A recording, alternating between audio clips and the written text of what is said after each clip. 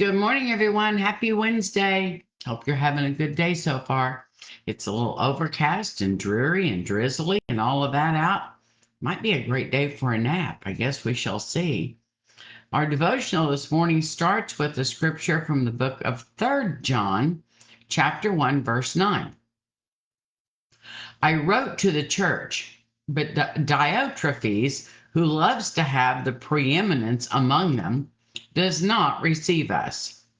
The title of today's devotional is Humility Rules, and it reads, Humility is an elusive quality.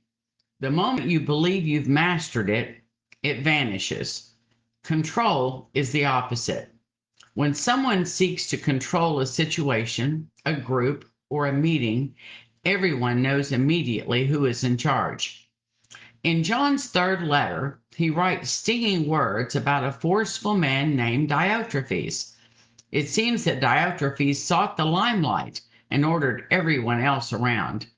When it came to the exercise of hospitality, he directly countered John's instructions. Worse yet, Diotrephes spoke ill of others and tried to manipulate them to do exactly what served his purpose, not what their church leaders had instructed them to do. Does this situation sound familiar to you?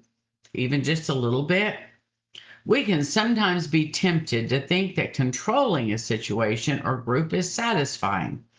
The truth is that whether a first century or 21st century, God is always in control of his church. He wants to use humble and willing people who can set aside their personal agenda and follow as he leads. Does that describe you? Well, I know that we all know some of those people that always have to be first. Everything has to be, my way or the highway.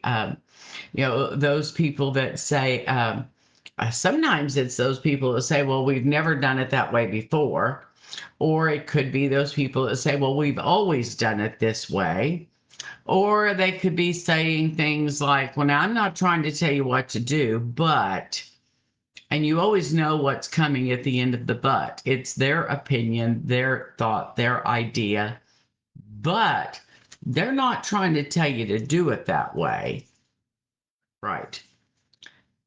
We all know people who like to be the center of attention. We all know people who are louder, and I have to admit, I'm loud, but my voice is just loud. I could walk around whispering, I guess, and pretend that I wasn't loud, but I am. My voice just carries. I'm loud. But I don't get loud to prove a point. I get loud, I know, sometimes with emotion and sometimes with stress of a situation, but I don't do it to control. And if I ever do, you call me out on it. You be my accountability partner. I know that the Bible tells us that the meek will inherit the earth, and that we are not to force our opinions and our thoughts and our ideas on others. It tells us that even God himself will not force himself or his love upon you. That God is a gentleman. He waits to be invited. But yet all of us sometimes have that desire to be in control, that desire to be the leader of everything that's going on, and not just in the church, in all different types of situations. But we can learn so much if we will really practice being humble, practice listening to other people and their ideas, practice being a good follower. Even though you may have mastered being a great leader, sometimes we need to practice being a good follower as well. We're told to follow Jesus, not lead him. And there are times when leadership is important, absolutely. The shepherd leads the flock. The shepherd doesn't trail behind trying to poke them with a staff, getting them to go one way or the other.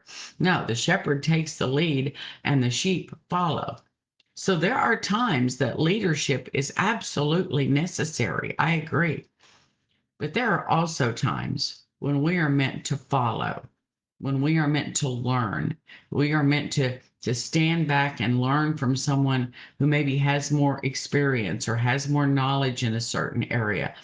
I don't pretend to understand everything that's in the Bible, to teach everyone else, well, this is what it says and this is what it means. Well, you know what? I really don't want to get a God smack when God says you don't get it, and yet you're telling people that you do get it. I don't get it all. I am walking the same path you all are walking. We are all headed in the same direction, I pray.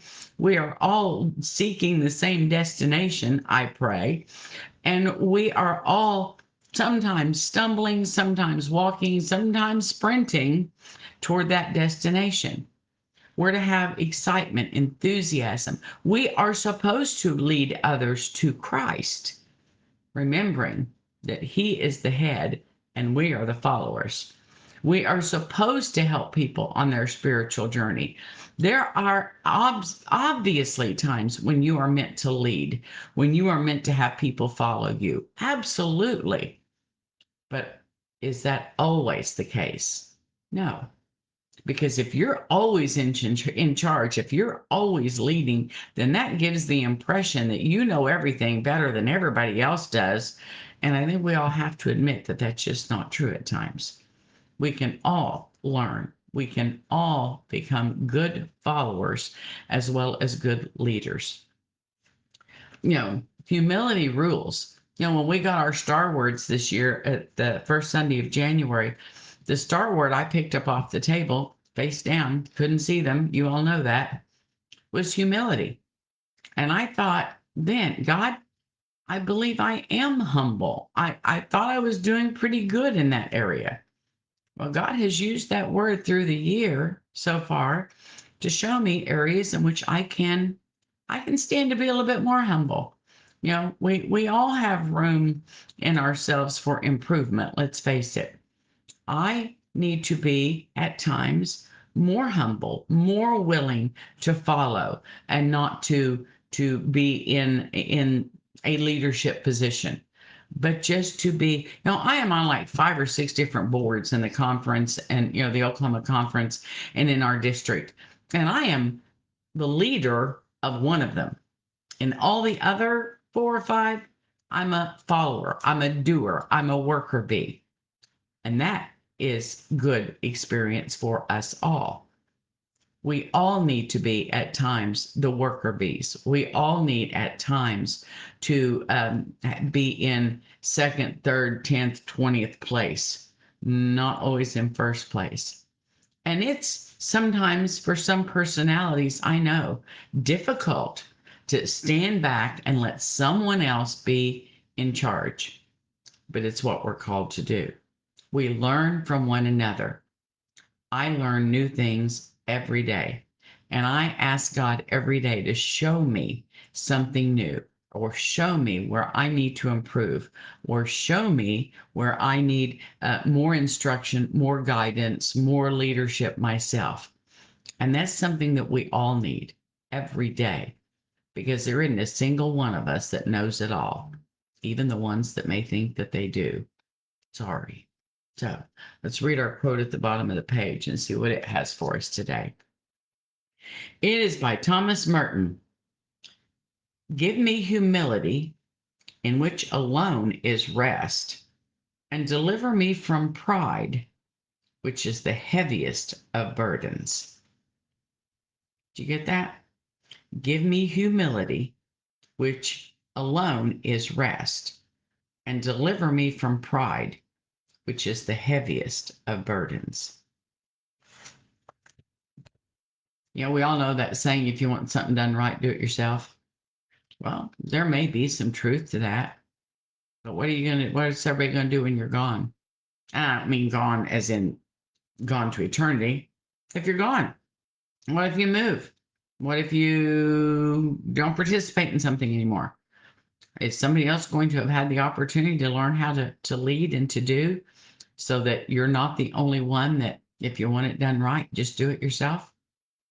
We have to allow people to grow, and we have to allow people to experience new challenges in life. That's part of being a disciple. That's part of what we're all supposed to do. I pray you all have a wonderfully blessed day today. If there's anything I can do for you, please reach out and let me know. I love you all dearly. I'll talk to you again tomorrow. Bye bye.